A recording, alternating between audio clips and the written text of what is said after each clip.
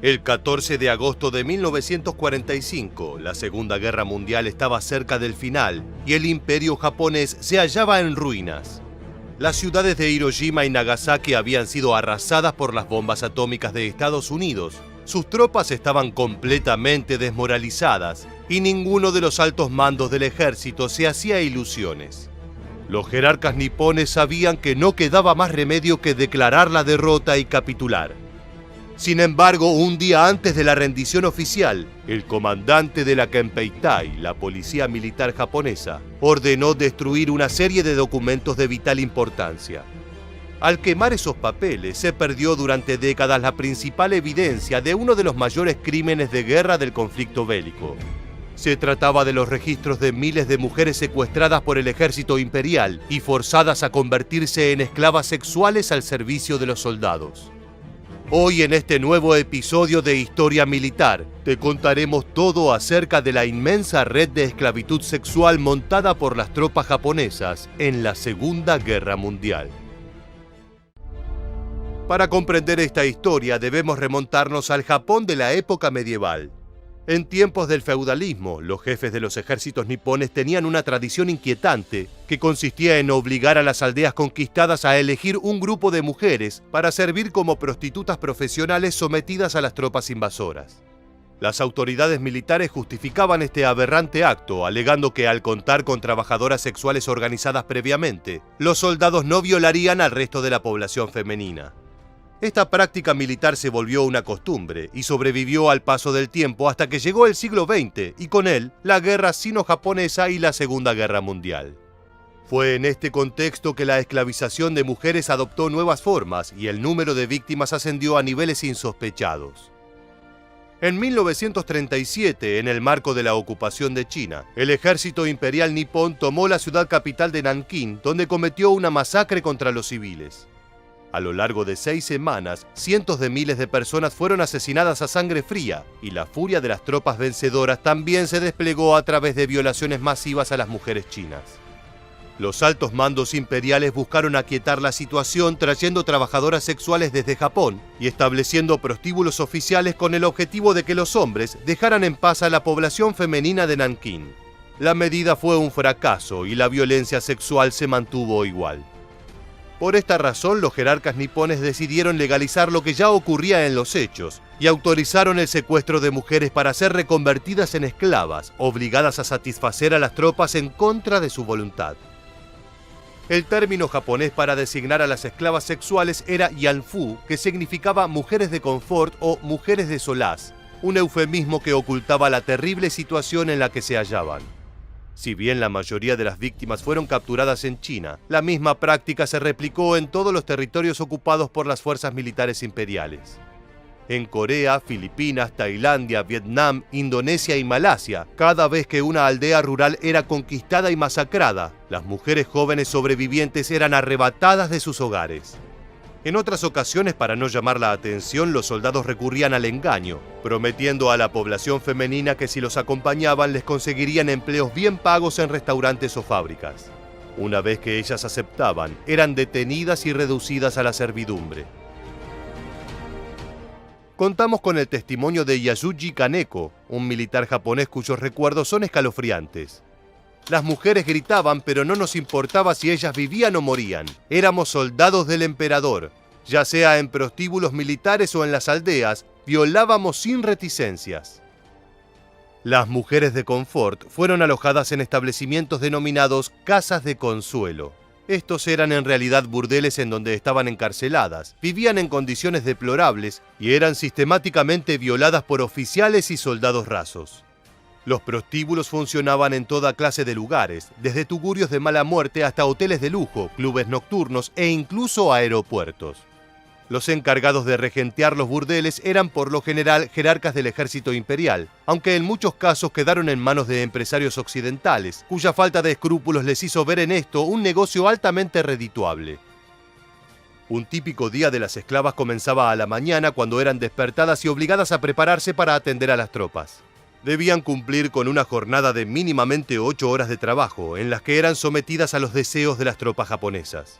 Si bien las autoridades habían regulado el servicio, estableciendo que debían tener momentos de descanso, estas disposiciones solían ser ignoradas por los jefes de los burdeles. En un mismo día, una esclava podía ser obligada a mantener encuentros con hasta 80 hombres diferentes, quienes además estaban autorizados a golpearlas o torturarlas. Los soldados nipones incluso recibían manuales en los que se les explicaba la mejor forma de elegir a una prostituta, de manera que pudieran evitar contraer alguna enfermedad de transmisión sexual.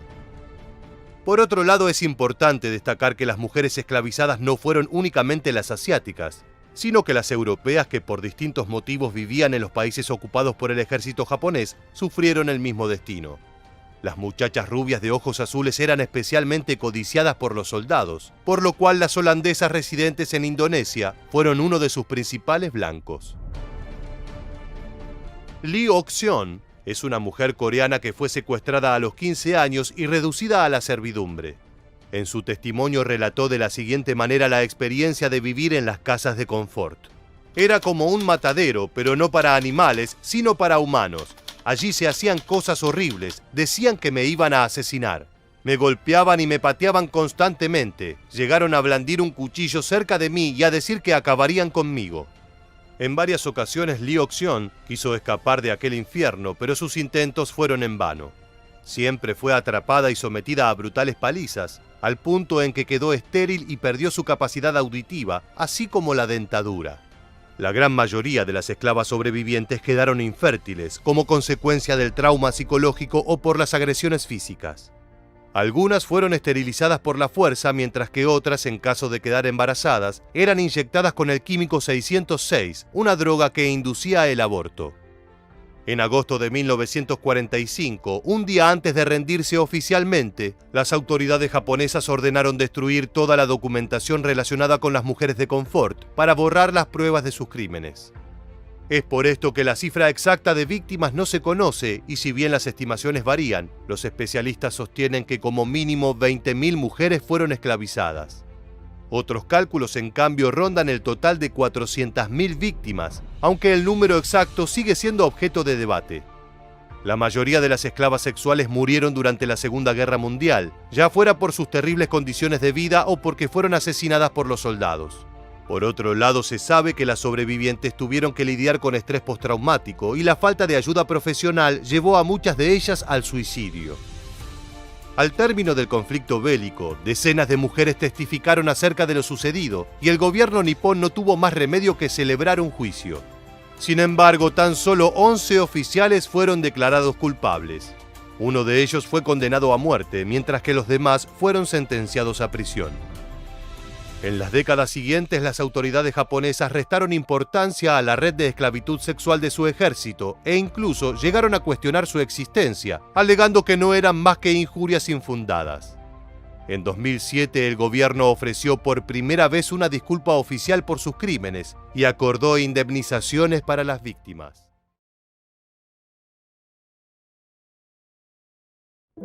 Sexo y muerte son dos pulsiones directamente ligadas a la guerra.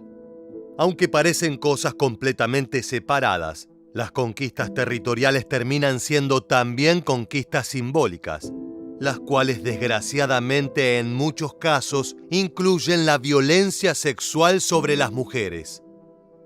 Para el nazismo esto fue una política de Estado planificada que se llevó a cabo en toda Europa y que resultó en la violación de más de 34.000 mujeres.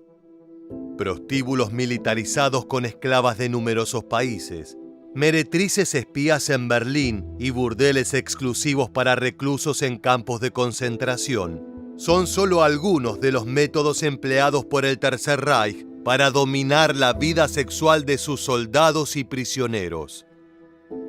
En este nuevo video de Historia Militar queremos contarte en detalle cómo funcionaban esos macabros establecimientos y cuál fue la importancia de la prostitución para la política de conquista de Adolf Hitler. Comencemos.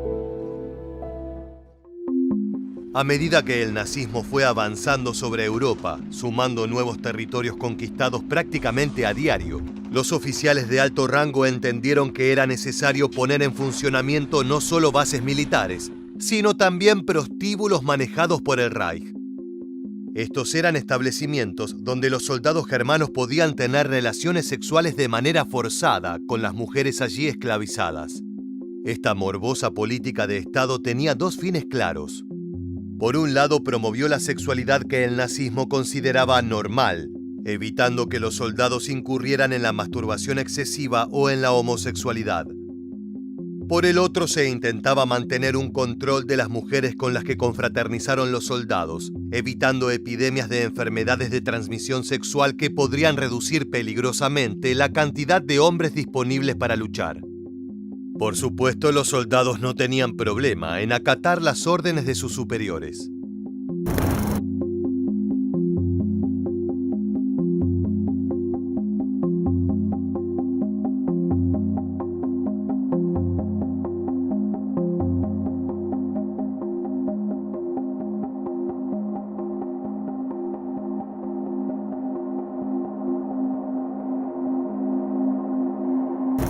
Por lo general, los burdeles militares operaban en antiguas casonas, edificios o incluso en prostíbulos que pasaron a ser manejados por los oficiales de las SS. Se aprovechaba la estructura para transportar allí mujeres de la región o incluso muchachas de países lejanos, que eran instaladas como prisioneras en esos lugares.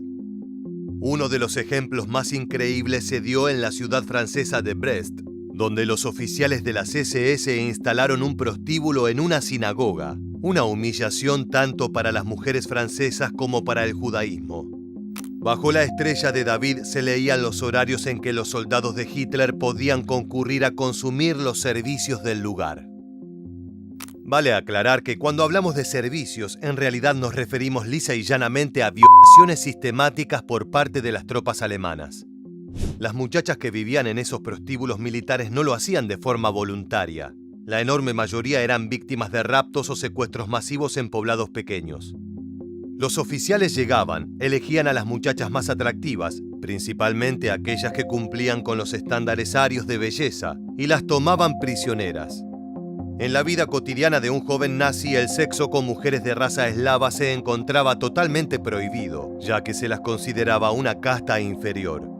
Sin embargo, dentro de los prostíbulos se permitía ese tipo de relaciones. Lo único que escapaba a la tolerancia de las SS eran las mujeres judías y gitanas, las cuales eran excluidas y llevadas a campos de concentración. Más adelante te contaremos cuál era el horroroso rol que muchas allí cumplían. Estos crímenes de guerra no fueron un secreto. Durante la contienda, varios estados invadidos de Europa emitieron denuncias oficiales sobre los raptos masivos de mujeres. El gobierno polaco en el exilio hizo lo propio el 3 de mayo de 1941. Afirmando que las SS realizaba redadas para llevarse a jóvenes polacas para sus oscuros prostíbulos militarizados. Lo increíble es que en los papeles el nazismo consideraba la prostitución como una enfermedad social que degeneraba las mentes de los jóvenes, pero parece que esa regla moral no aplicaba en tiempos de guerra.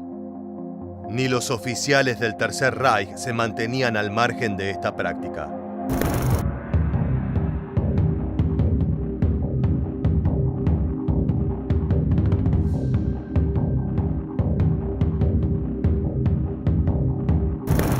La vida en los burdeles nazis era un verdadero infierno en la tierra, con condiciones de salud infrahumanas. En los viejos edificios destruidos vivían varias muchachas que dormían y recibían a sus violadores en la misma cama. No había cambios de ropa ni comidas nutritivas, solo las condiciones básicas para que las esclavas resultaran lo suficientemente atractivas para las tropas germanas. Un problema frecuente era el de las enfermedades sexuales, entre las que se encontraba la sífilis y la gonorrea. Si una muchacha era diagnosticada con estas afecciones, era tratada de forma muy rudimentaria y desinteresada. Siempre habría una prisionera para reemplazarla. Si la joven no mejoraba pronto, su destino era la ronda de fusilamiento y una tumba sin nombre. Como te adelantamos, el manejo militar de los prostíbulos buscaba también apaciguar las epidemias de dichas enfermedades, las cuales podían dejar fuera de combate a un soldado durante mucho tiempo. Fue justamente por eso que la espía británica Virginia Holt organizó una serie de burdeles clandestinos donde las mujeres contagiaron de forma consciente a los soldados, aunque eso es tema para otro video. Como verás, el sexo y la prostitución son una parte fundamental dentro de la guerra. Para los soldados alemanes que ocuparon Francia, el verano de 1940 se sintió como una larga vacación en el que tuvieron la oportunidad de ocupar la ciudad más preciada del enemigo, pero también de coquetear y acosar a las mujeres francesas, tal como lo hacen estos fotógrafos nazis amateur.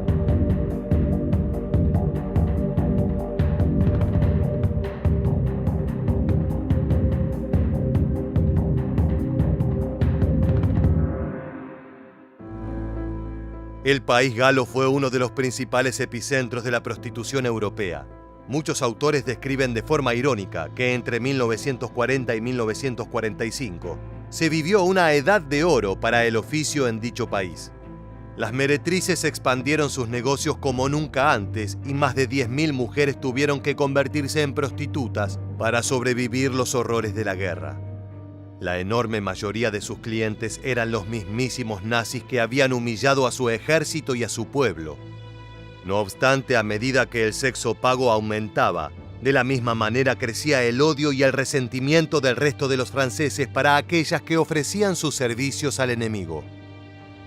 Lo trágico es que para muchas de las mujeres que fueron víctimas de los prostíbulos alemanes en Europa, el infierno no terminó en 1945 con la derrota incondicional del Tercer Reich.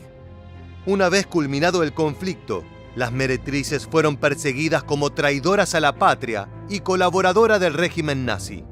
En Francia, las prostitutas fueron linchadas, desnudadas en público, rapadas y se les pintó una esvástica en la cara, como se puede ver en este impactante video.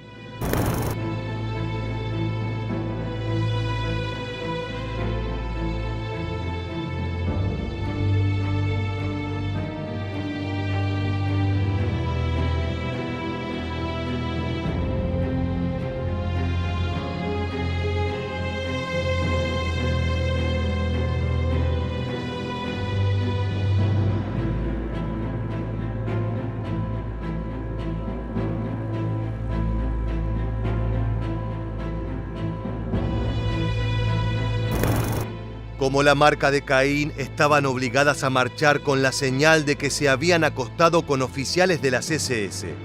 Otras fueron rapadas, por lo que pasaron a la historia como femmes tendues o mujeres afeitadas. En estos casos fueron víctimas de la violencia durante y después de la Segunda Guerra Mundial. Si bien los campos de concentración eran un mundo aparte de la realidad, con sus propias reglas y horrores, lo cierto es que dentro de esas instalaciones funcionaban varias instituciones del mundo exterior, y los prostíbulos no eran la excepción. Tal vez pienses que esos espacios estaban reservados solo para los guardias y oficiales que vigilaban los campos, pero también había mujeres destinadas a los presos de mayor importancia, aquellos que colaboraban con el nazismo o que organizaban la fuerza laboral de sus compañeros de penuria. Las mujeres que trabajaban en esas instalaciones no lo hacían de forma voluntaria, sino que eran obligadas y amenazadas. Uno de los primeros burdeles de campos de concentración, o Lagerbordel, fue instalado en el campo de Mauthausen en 1942 para incentivar la productividad de los prisioneros. En junio de 1943 se instaló uno en Auschwitz y al siguiente mes otro en Buchenwald. Esa política tomó inspiración de los gulags soviéticos, donde la cantidad de trabajo determinaba la ración de comida que recibía un prisionero. Aquellos que trabajaban de forma adecuada y colaboraban con los oficiales de las SS tenían permiso para acudir allí. Este servicio fue principalmente utilizado por los capos, prisioneros de cierto estatus dentro del campo, con una vida un tanto menos dura y más acceso a recursos como comida e higiene. El resto de los prisioneros no tenían la energía necesaria para acudir a estos establecimientos. Los encuentros sexuales en estos prostíbulos eran totalmente supervisados y planificados. De acuerdo con los investigadores, solo se permitía la llamada posición misionero y el acto debía durar como máximo 15 minutos, ni un minuto más. El horror generalmente acontecía por la noche, entre las 20 y las 22 horas, aunque los domingos el turno era muchísimo más largo, por lo que era la jornada más excruciante y dolorosa para las prisioneras. Debían soportar horas eternas, recibiendo a violador tras violador en sus aposentos. La existencia de los Lagerbordel dio origen a una nueva forma de comercio dentro de los campos de concentración: el intercambio de cupones que podían ser cambiados por encuentros sexuales. El negocio era monopolizado por los criminales comunes, aquellos que antes de ser apresados ya se dedicaban a romper la ley. Se usaba un sistema de triángulos verdes que podían canjearse por 15 minutos de sexo. También existe evidencia de que en algunos casos las mujeres apresadas tenían un tatuaje en sus pechos con la inscripción Feldhure o puta del campo, una humillante manera de identificarlas y separarlas del resto de la población carcelaria. Como ya dijimos, las mujeres de los burdeles intracarcelarios eran forzadas a realizar esta labor y provenían de diversos campos de concentración distribuidos en Europa. Por ejemplo, uno de los más frecuentes era el campo enteramente femenino de Ravensbrück, en el cual se seleccionaba a las jóvenes más atractivas y, en lo posible, sin ascendencia judía. Los oficiales de las SS idearon un método perverso que alineaba a las prostitutas, brindándoles beneficios mínimos como raciones apenas superiores o la posibilidad de higienizarse. Esto generaba envidia y resentimiento en el resto de la población femenina de los campos, rompiendo así cualquier posibilidad de colaboración entre las mujeres apresadas. Nina Mikhailovna, prisionera de un campo de concentración, años después admitió: cuando nos enterábamos que una de las chicas de nuestro bloque había sido elegida, la capturábamos, le tirábamos una manta y la golpeábamos hasta que no pudiese moverse. No sabíamos si ella se recuperaría. Ellas solo buscaban un mejor trato y nosotras las castigábamos de esta manera. Se estima que en total unas 200 mujeres trabajaron en estos prostíbulos bajo la promesa de ser liberadas a los 6 meses, algo que jamás sucedió. Por si la violación masiva de mujeres no era crimen suficiente, el Tercer Reich también emprendió una morbosa campaña de reeducación sexual dentro de los campos de concentración.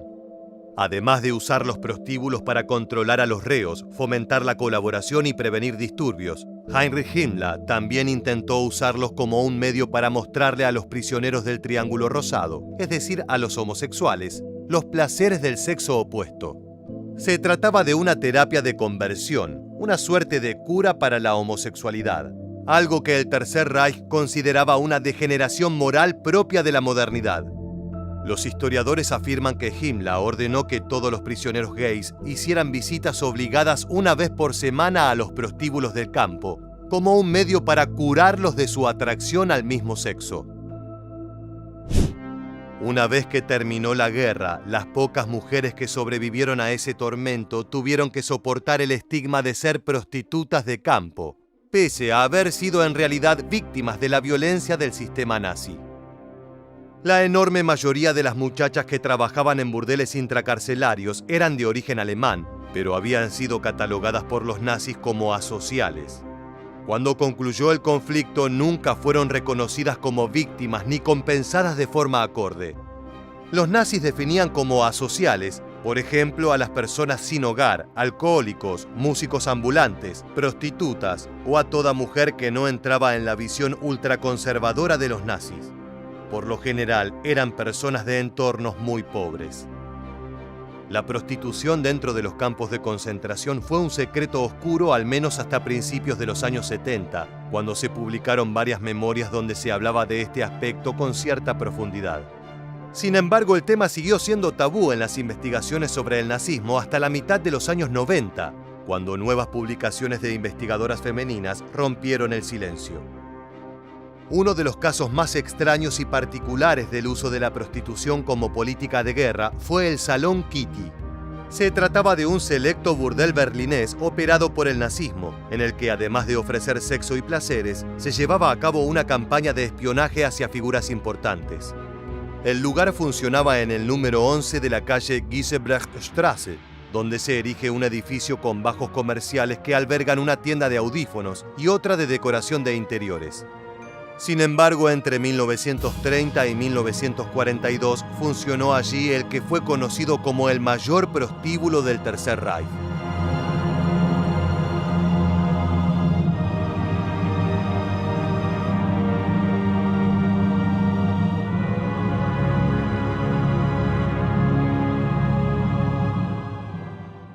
El nombre importante en esta operación era el de Katje Emma Sophie Schmidt, alias Kitty Schmidt, una mujer que operaba como la Führer de los 500 metros cuadrados del tercer piso del edificio. Allí trabajaban prostitutas llegadas desde toda Europa, principalmente de países como Polonia o Checoslovaquia. Kitty era una profesora de música de unos 40 años que había vivido en diversas partes del mundo y había aprendido los secretos de la noche, encontrando en los burdeles un negocio seguro y con demanda perpetua. En los papeles, los nazis estaban en contra de este tipo de establecimientos que durante los años 20 proliferaron en todo Berlín. Ten en cuenta que previo al nazismo se estima que 125.000 mujeres y 35.000 hombres se dedicaban a los servicios sexuales. La diferencia es que el Salón Kitty tenía el propósito de ser un lugar de encuentro para diplomáticos extranjeros asentados en Berlín o de paso por la capital, aunque también frecuentaban el lugar militares y potenciales enemigos internos del régimen de Adolf Hitler. Las habitaciones del burdel eran el lugar ideal para conocer los secretos de los hombres más importantes de la ciudad.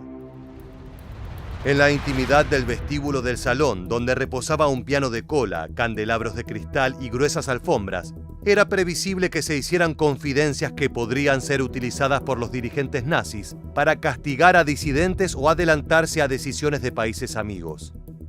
Para ello se instaló un dispositivo de escucha con micrófonos. Lo hablado en las habitaciones del tercer piso llegaba hasta el sótano, donde una red de cables transportaba el sonido para grabarlo en grandes discos.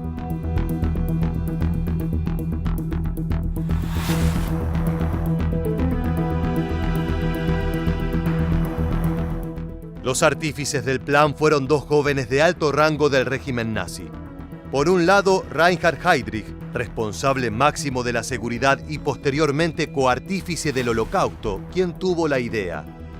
Y por otro, uno de los principales exponentes del espionaje alemán, Walter Schellenberg, quien la llevó a la práctica. O al menos esta fue la versión oficial durante décadas, ya que con el tiempo se ha puesto en disputa cómo funcionaba realmente el Salón Kitty. Lo cierto es que hay muchísimos misterios detrás del funcionamiento de este establecimiento, desde el verdadero método de espionaje a la frecuencia con la que acudían personalidades importantes. Una de las historias más reproducidas es la de Galeazzo Ciano, yerno de Benito Mussolini, quien acudía a un cine cercano al prostíbulo. Una vez que las luces bajaban y comenzaba la película, el italiano se marchaba en secreto para consumir los servicios de las muchachas de Schmidt. Ciano regresaba minutos antes de que terminase la película, justo a tiempo para aplaudir y elogiar las actuaciones y los giros de la trama. Los historiadores tampoco están seguros del rol de Madame Miss Kitty. ¿Era una colaboracionista que simpatizaba con el nazismo o la obligaron a colaborar desde su área de experiencia? Mucho de lo que supuestamente se sabe suele confundirse con otra película, Salón Kitty, un film de explotación del director italiano Tinto Brass. En ese film, los hechos son exagerados y tienen mucho de fantasía perversa. Tal fue el impacto de las prostitutas espías del nazismo que durante los años 70 se filmaron toda una serie de películas contextualizadas en los prostíbulos y burdeles del Reich. Por supuesto, al igual que en el film de Tinto Brass, el porcentaje de veracidad se encontraba ampliamente diluido en ficciones exageradas y morbosas. Lo paradójico es que las historias narradas por las verdaderas sobrevivientes a la prostitución durante esta época relatan hechos mucho más cruentos y salvajes que los de cualquier película de terror. La prostitución, tanto forzada como voluntaria, fue uno de los fenómenos más importantes durante la Segunda Guerra Mundial. En el caso del Tercer Reich, esta práctica fue militarizada y empleada como arma de combate, tanto para control interno como para llevar a cabo ambiciosas operaciones de espionaje. El uso como herramienta de algo que la ideología nazi consideraba como amoral y degenerado es solo una muestra más de la inconsistencia narrativa dentro de las creencias del nacionalsocialismo.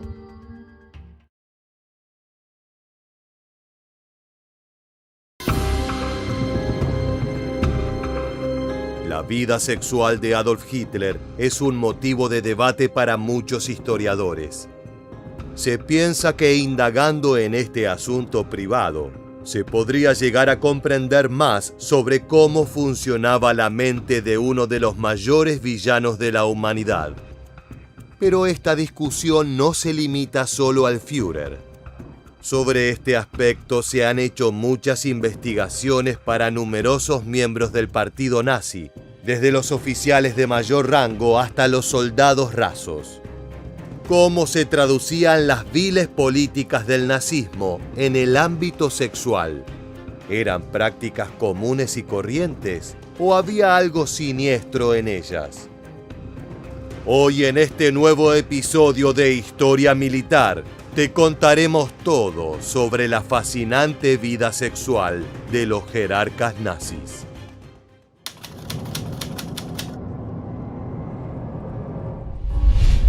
Comencemos hablando del líder del partido nazi, Adolf Hitler. Por su importancia en la historia, es la figura sobre la que más se investigó y conjeturó con respecto a su vida sexual. En 1942, la Oficina de Asuntos Estratégicos, la organización antecesora de la CIA, fue la encargada de realizar un informe exhaustivo sobre el Führer. Este incluía información sobre sus relaciones íntimas y sus preferencias sexuales. El reporte afirmaba casi sin dudas que Hitler practicaba la homosexualidad desde una temprana edad. Según el documento, entre 1910 y 1913 pasó una temporada viviendo en un albergue para varones ubicado en Viena. El texto declaraba que en este lugar los hombres de edad avanzada acudían a buscar chicos jóvenes para obtener de ellos placeres homosexuales. El informe daba incluso un nombre que podría haber estado relacionado íntimamente con Hitler. Este era Rudolf Hess, un miembro de alto rango del partido nazi y colaborador cercano del Führer. Por su comportamiento afeminado se rumoreaba que Hess era gay e incluso travesti, siendo apodado como Señorita Ana. Luego del fallido golpe de Estado en 1923, cuando los nacionalistas intentaron tomar el poder, Hess y Hitler fueron enviados a prisión donde compartieron celda. Allí, según el reporte, el largo periodo de confinamiento hizo que ambos hombres comenzaran una relación secreta. En todo caso, este vínculo, de haber existido, habría terminado en 1941, cuando Hess voló por su cuenta a Escocia para negociar una rendición con el duque de Hamilton. Sin embargo, fue arrestado después de aterrizar. Cuando finalizó la guerra, fue juzgado en los juicios de Nuremberg y condenado a cadena perpetua. Más allá de los rumores y las dudas sobre la orientación sexual de Hess, no hay pruebas fehacientes de la existencia de una relación con otro hombre. Se debe decir igualmente que el informe de la Oficina de Asuntos Estratégicos ha sido acusado por algunos historiadores como carente de fundamentos. Según Ian Kershaw, autor de la bibliografía más importante del Führer, se buscaba alimentar estos rumores para servir como propaganda antinazi. Fue escrito en un momento donde la homosexualidad era mal vista en muchos lugares del mundo, Estados Unidos incluido, por lo que se quería relacionar al nazismo con preferencias sexuales vistas como inmorales. Para Kershaw, Hitler tenía rechazo al contacto físico, ya que le repugnaba la idea de contraer una enfermedad de transmisión sexual. En una ocasión en su juventud, le preguntaron si alguna vez había amado a una mujer. Respondió que nunca había tenido tiempo para algo así y que probablemente jamás lo tendría. Sin embargo, se sabe que el dictador estuvo involucrado sentimentalmente con algunas mujeres. Sin falta, estas relaciones siempre cuentan con algún testimonio que les da una naturaleza perturbadora. Una de estas mujeres fue nadie más ni nadie menos que su propia sobrina. Geli Raubal tenía solo 17 años cuando se mudó a la casa de su tío en 1925. Se sabe que Hitler estaba obsesionado con la adolescente, a quien mantenía vigilada las 24 horas del día. Ella no tenía permitido salir del hogar sin custodios, e incluso se le prohibió estar en pareja con un hombre. Años después de que terminara la Segunda Guerra, Otto Strasser, un desertor nazi, declaró que Hitler obligaba a la joven a tener relaciones sexuales con él. También Raubal era supuestamente forzada a orinar encima del líder nazi, satisfaciendo así uno de sus grandes fetiches. En 1931 la joven se suicidó de un disparo utilizando una pistola de su tío, aunque algunos declaran que fue asesinada y posteriormente todas las pruebas de su relación con Hitler eliminadas. Puedes escuchar a continuación al autor de un libro que investiga su muerte, dando su opinión al respecto. Also insofern sehe ich das schon als ein Cover-up, ausgehend auch vielleicht von einigen Leuten in der Polizei schon. Denn damals haben sich in der Münchner Polizei schon so zwielichtige Gestalten herumgetrieben wie der spätere Gestapo-Müller. Ja, das war eine bewusste, freundliche Behandlung des Falles nach der Theorie, die die Nazis offiziell verbreitet haben wollten. No fue la única mujer vinculada al líder nazi que tuvo una muerte sospechosa. Renate Müller fue una actriz alemana de gran fama en los años que Hitler estuvo en el poder. Algunas fuentes indican que Renate tuvo una relación sexual sadomasoquista con el Führer, involucrando látigos y ropa de cuero. Según las palabras de la actriz, a Hitler no solo le gustaba dominar a los demás, sino también ser dominado. Supuestamente le dijo a una fuente cercana, lo que más le excita es que lo pateen en el suelo. Rubia, de ojos azules, piel clara e innegable belleza, Renate era considerada por muchos nazis la mujer aria ideal. Pero ella no compartía la política del partido, se rehusó a participar en películas de propaganda y también hizo oídos sordos a los pedidos de que deje a su amante judío. Esto provocó que cayera en desgracia ante el gobierno. Hacia el final de su vida se había vuelto alcohólica y adicta a la morfina. Murió a los 31 años cuando cayó por la ventana desde un tercer piso. Hay muchas teorías sobre qué causó la caída. Algunas dicen que simplemente estaba alcoholizada y perdió el equilibrio. Pero otras mencionan que miembros de la Gestapo, la policía secreta nazi, entraron en su edificio ese día. Si estos la empujaron o si ella entró en pánico y saltó por la ventana, no se sabe. Su muerte sigue siendo un misterio. Pero hay otras fuentes que sostienen estas tendencias sadomasoquistas asociadas al líder nazi.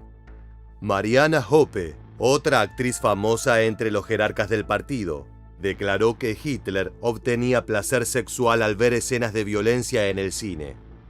En una ocasión, mientras el Führer veía una película que mostraba al pueblo alemán combatiendo contra las tropas francesas de Napoleón Bonaparte, ella afirmó que ocurrió lo siguiente.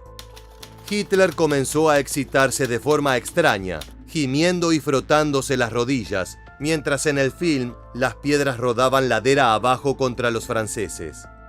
No sé si estaba en sus cabales, pero tuvo alguna especie de orgasmo. Más allá de estos romances, la relación más conocida del Führer fue también su última. Hablamos del vínculo que mantuvo con Eva Braun. Se conocieron cuando Eva tenía solo 17 años y trabajaba para el fotógrafo oficial del partido nazi, Heinrich Hoffmann.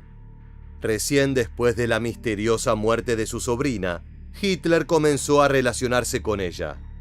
Igualmente, este vínculo fue mantenido en secreto durante 14 años, ya que él pensaba que si se divulgaba, su popularidad entre las mujeres alemanas disminuiría.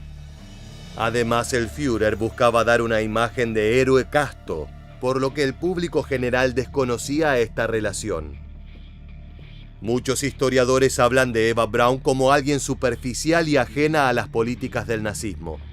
Se sabe de 2 intentos de suicidio, los cuales muchos investigadores están de acuerdo que no fueron serios, sino que buscaban llamar la atención de su amante. El único momento donde Eva pareció interesarse por la guerra fue en 1943. Ese año Alemania pasó a tener una economía de guerra total, lo que implicaba, entre otras cosas, prohibir la producción de cosméticos y productos de lujo para las mujeres. Pero luego de que Eva protestara al respecto ante el Führer, este le indicó a Albert Speer, el ministro de Producción de Guerra, que ralentice la producción en lugar de prohibirla totalmente. Más allá de que era ajena a las políticas del partido, no se puede cuestionar la lealtad que Eva le tenía a su amante. En abril de 1945, con el ejército rojo soviético acercándose a Berlín, se trasladó a la ciudad para estar con Hitler, rehusando huir de su lado. El 29 del mismo mes se casaron. Un día después, con la guerra ya perdida, ambos se quitaron la vida. A continuación puedes ver una filmación de la pareja poco antes de su muerte. The late Adolf Hitler himself, if he is late. Reports said he and Eva committed suicide in Berlin. Some think, however, that Adolf is still alive, that we may hear of him again. Who are the children? They're thought to be Eva's son and daughter, and likely enough Hitler was their father. Hubo rumores de que Eva Braun se encontraba embarazada de Hitler cuando se suicidó, pero hay historiadores que niegan esto. De acuerdo al investigador Thomas Lundmark de la Universidad de Hull, Hitler y Braun jamás tuvieron relaciones debido a que ella padecía una extraña condición ginecológica denominada el síndrome MRKH. Esto habría ocasionado que la vagina de Braun fuera demasiado estrecha y que el sexo fuera terriblemente doloroso para ella. Según Lundmark, Braun, cuando la relación fue revelada, servía como tapadera, como un escudo contra los rumores sobre la intimidad del Führer. Como vemos, la vida sexual de Hitler es aún hoy un asunto controvertido que sigue generando polémica.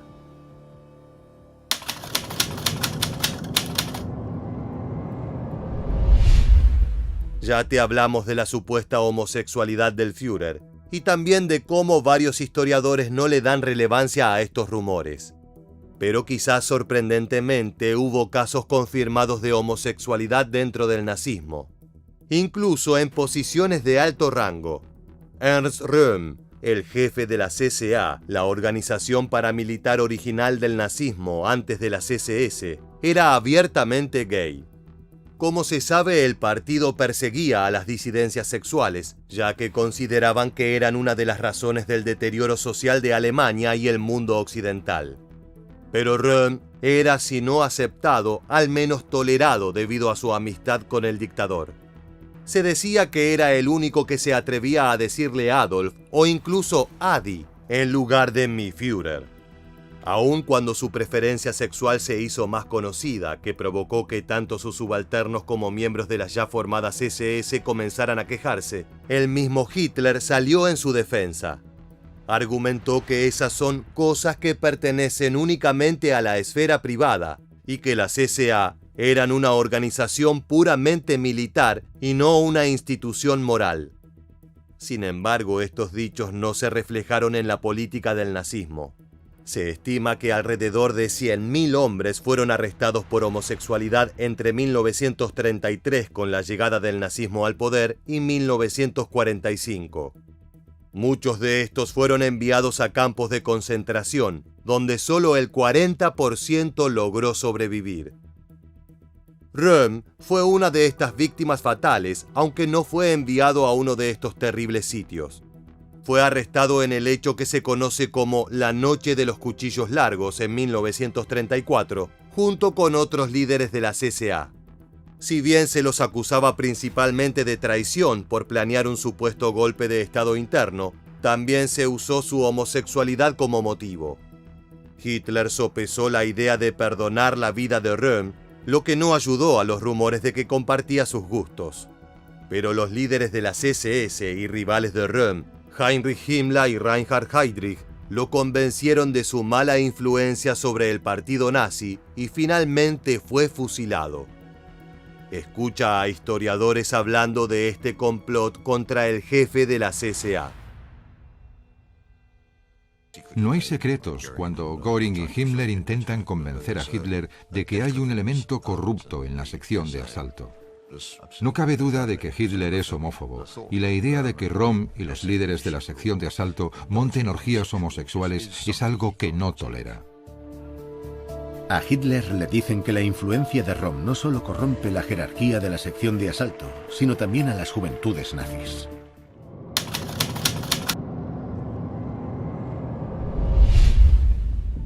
Mientras algunos nazis de alto rango destacaban por su vida sexual misteriosa, con otros pasaba todo lo contrario. Joseph Goebbels, ministro de propaganda del partido y según muchos, segundo en poder detrás del Führer, tenía una gran reputación con las mujeres. Apodado por las señoritas de alta sociedad como el Carnero, se rumoreaba que estaba obsesionado con el sexo y que prefería a las mujeres maduras. Además de los testimonios de terceros, contamos con los escritos por Goebbels mismo, en los que se incluyen cartas que mandó a sus conquistas. Aquí habla de sus primeros amoríos, de noches pasadas con 2 o 3 mujeres a la vez y otros detalles. También se puede notar en sus relaciones su gran antisemitismo. Cuando una profesora con la que estaba le dijo que su madre era judía, dejó inmediatamente de verla, diciendo que sus encantos habían desaparecido para él. En 1930, en una manifestación nazi, conoció a Magda Quandt, cuyo fanatismo por el partido no tenía nada que envidiarle al del mismo Goebbels. Se casaron al año siguiente, pero esto no marcó el final de las conquistas amorosas del mujeriego alemán.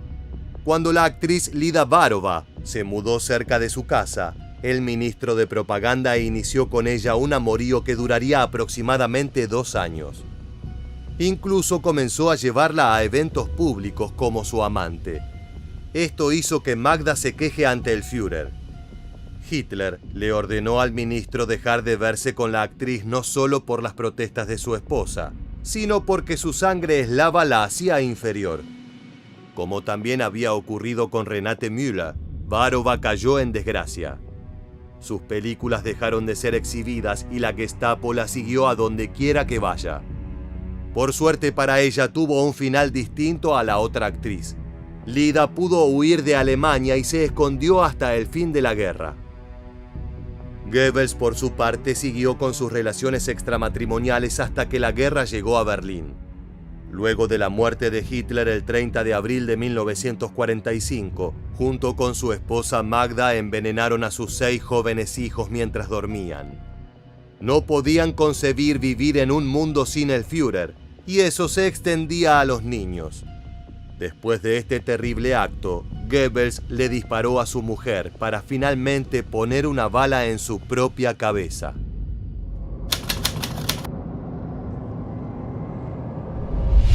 No todos tenían la promiscuidad del ministro de propaganda. El mencionado previamente Heinrich Himmler, por ejemplo, era en su juventud abstemio. Pensaba que la castidad era una de las mayores virtudes que un hombre podía tener. En cambio, la prostitución, la masturbación y las relaciones extramatrimoniales eran rasgos de un carácter débil, merecedor de ser exterminado. Hasta que en 1927 conoció a Margarita Boden, con quien se casaría poco después. Ya con el partido nazi en el poder, Himmler cambió totalmente sus ideales con respecto al sexo. Incluso llegó a pensar que la monogamia era una obra de Satán promulgada por la Iglesia Católica. En base a esto se separó de su esposa, con la que tenía una hija, y luego mantuvo una relación con su secretaria. Llegó a tener con ella otros 2 hijos. Pero Himmler no solo actuó a nivel individual, fue el principal promulgador del Lebensborn, un programa que buscaba fomentar la reproducción de personas consideradas racialmente puras. Consistía en dar hogares a mujeres arias que quedaban embarazadas fuera del matrimonio, o a mujeres que tenían los genes deseados para las futuras generaciones alemanas. Estos lugares se encargaban de proporcionarles ayuda en la crianza de sus bebés. Además, los abortos estaban legalizados para niños con discapacidades o con características impuras, pero eran severamente penalizados si el futuro bebé era ario. Como se puede ver, muy lejos quedó la idea de la abstinencia para Himmler. Escucha a su propia sobrina nieta hablando sobre este aspecto de la vida del oficial nazi. Era un defensor de la bigamia, especialmente para los miembros de las SS. Tenía la opinión de que ningún hombre, especialmente ningún hombre de las SS, debería estar obligado a pasar toda la vida con una sola mujer. Aunque él se contuvo durante la guerra, muchos miembros de las SS practicaban la bigamia en secreto. Heinrich Himmler estaba decidido a introducir después de la guerra la posibilidad legal de que los hombres de las SS pudiesen formar dos familias y así producir más niños racialmente puros. Para terminar la entrega de hoy, hay que mencionar que existen también supuestos informes de servicios de inteligencia aliados que relatan hechos aún más oscuros relacionados a miembros de bajo rango, como reuniones donde actos perversos se llevaban a cabo sin ningún tapujo. En uno de estos reportes se mencionan las orgías organizadas por Christian Viva, un general de las SS. El ya mencionado desertor Otto Strasser describió a Viva como el más despreciable de los subordinados de Hitler. Según el reporte, en estos encuentros se ataba a una mujer desnuda a una mesa giratoria, en la que se encontraban sentados alrededor miembros de las SS. Viva la hacía girar y cuando paraba, el hombre que quedaba frente a la chica tenía que violarla. Este informe, como otros que vimos, puede no ser del todo cierto. Quizás los enemigos del nazismo mintieron o exageraron para poder demonizar aún más al partido y poner la opinión pública totalmente en su contra. Pero viendo las atrocidades sexuales que cometieron las tropas nazis en sus campañas de conquista, sería inocente rechazar estas teorías de manera categórica. Llegamos al final del video y queremos preguntarte, ¿qué tan veraces crees que son estos informes? Déjanos tu respuesta en la bandeja de comentarios aquí debajo y no olvides suscribirte a nuestro canal para conocer muchos más sucesos militares que dejaron su huella en la historia.